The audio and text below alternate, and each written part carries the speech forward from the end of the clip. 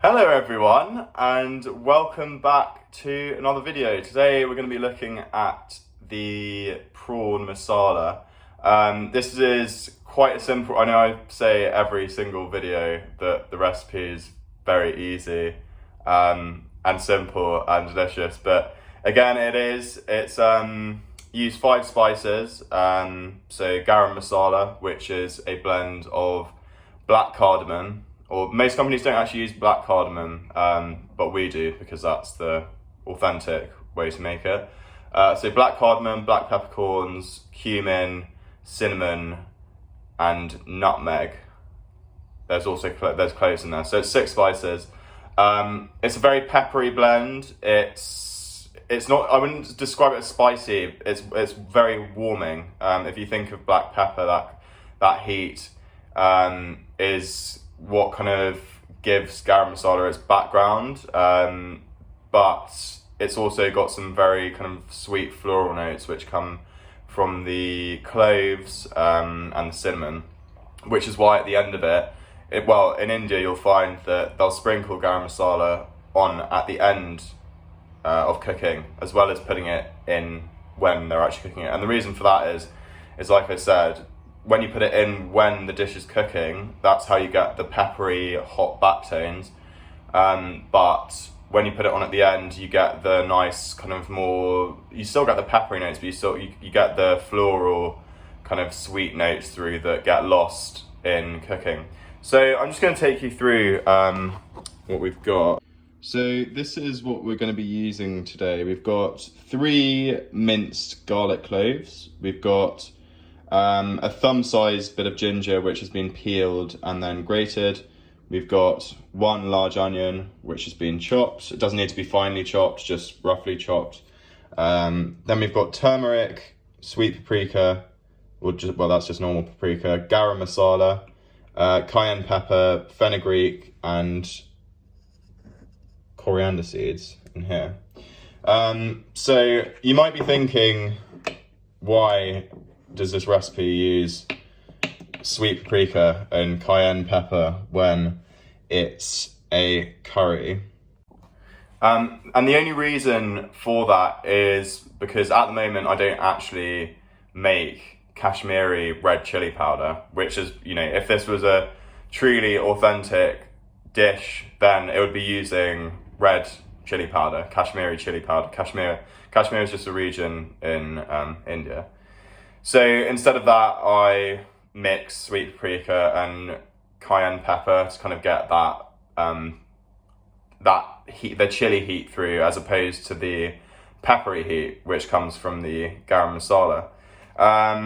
So we've also got coconut milk and prawns, and then we're going to do it with rice and some coriander. So I've also got this bit of kit here, which is, I've gone full influencer now. So the phone is going to be held here, hopefully. Well, not hopefully, it is going to be held here.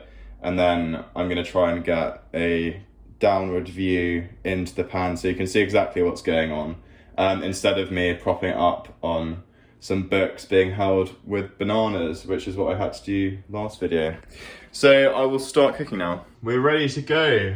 And this camera angle looks so great. I treat you guys so well. Hopefully nothing goes wrong. Literally every single video I've done so far, something has gone wrong whilst I've recorded it. So hopefully 6 or 7 times in now, everything's going to be right finally. So we've got this on a kind of medium heat. So the dial is facing this way, just so you know, through the video, so you can see what I'm adjusting. But all we do to start with is we just heat up the oil. We'll put our onions in, fry them off for a bit, make sure we don't burn them, low temperature, then get the ginger and the garlic in. On the recipe that I've written, it says to put tomatoes in at this time as well. I don't actually have any tomatoes here with me, so I'm just going to put a dollop of tomato ketchup in, because that's going to do the same thing. It will just give it that bit of sweetness, which is the only reason the tomatoes are in the recipe. In go the onions.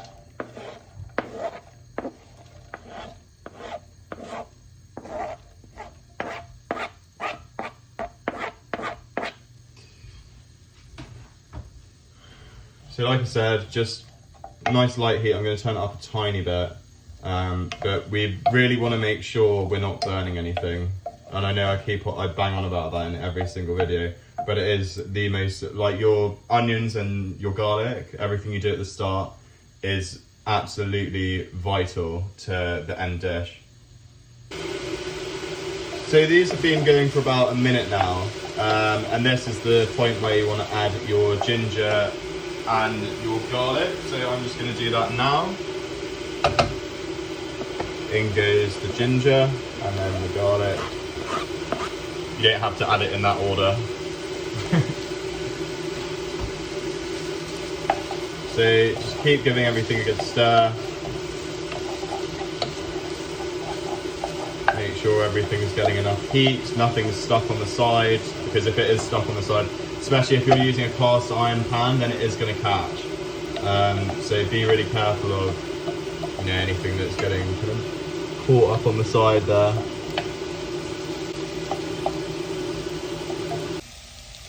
So they've been frying for about 5 minutes now, just very gently. Once they start softening like this, then you know that it's almost time to put the spices in. Just beforehand, I'm going to put a little bit of ketchup in, just because, like I said, I don't have any tomatoes. So probably about that much will do. And now I'm just going to turn the heat off, because when you put your spices in, you really don't want to let them catch and burn. So I always just turn the heat off when I'm adding mine in, because otherwise you do run the risk of not only burning your onions and your other aromatics, but your spices, which is just going to make everything taste absolutely rubbish. So now we add in our crushed coriander seeds. There's a teaspoon of those. Then we add half a teaspoon of turmeric, 2 teaspoons of sweet paprika, so a tiny bit more, 1 teaspoon of cayenne pepper, 1 teaspoon of fenugreek. Fenugreek on its own, if you open this and taste it by itself, it will taste absolutely revolting, just to warn you. It's incredibly bitter. But what it does is it's also got a very mapley complex to it, so it really helps to kind of round everything out. And then we do 2 tablespoons of, or sorry, I think it's one tablespoon of Garam Masala, which is the equivalent to 3 teaspoons. So we get that in. Lovely computer noises. And then we're just going to mix everything up, turn this into a paste before we then go and blend it all up and turn it into a proper curry paste. So in here we've got 120 mils of water, cold water, and our mixture of spices, onions, garlic and ginger.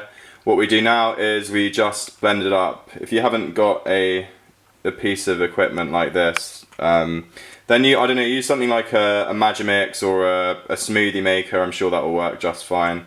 Yeah, so I will blend this up now and show you what it looks like when it's back in the pan. Here we have our beautiful homemade curry paste. Much better than Patak's from Tesco's or wherever you shop.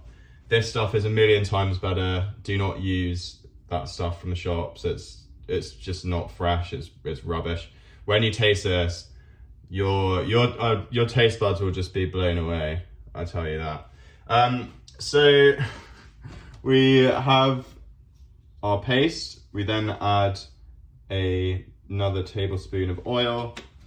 And we just cook this off for 30 seconds, warm everything up before we add our coconut milk, and then after we've added our coconut milk we add our prawns, and that is almost it.